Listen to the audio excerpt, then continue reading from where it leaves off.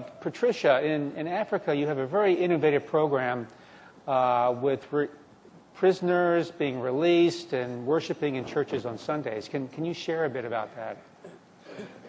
The arrangement that we have is such that in liaison with the prison officers, we pre-arrange with meetings with the church whereby you take a group, usually it's the choir, that we've managed to take out from the different prisons. So we take them out to a church where they give their testimonies. Depending on the order of the church, sometimes they form the music part of the church. Either they become the choir or the praise and worship team, depending on the church that we're going to.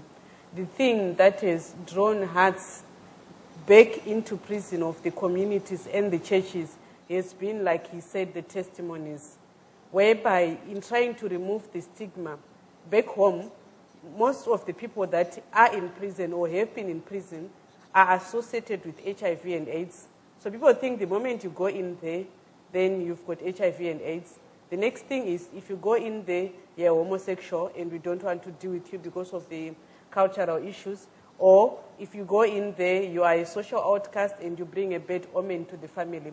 So once we start bringing them out, people then start realizing that some of the people that are in there may have committed the crimes due to extenuating circumstances. And therefore, they deserve mercy and understanding. And this is where we're now drawing back the church's heart towards these people to say, some of them will even confess to say, I did it deliberately, but I'm sorry and I've given my life to Christ. And there we are again drawn into mercy and to forgiveness. Others will explain, I caught somebody red-handed with my husband and I killed them.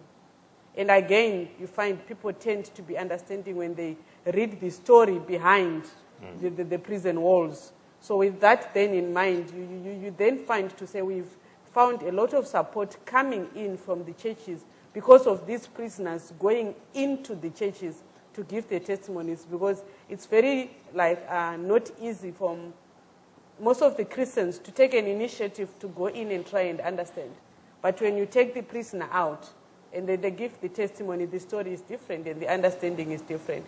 And it has yielded tremendous results in favor of the prison, the prisoner, and the Prison Fellowship Zimbabwe.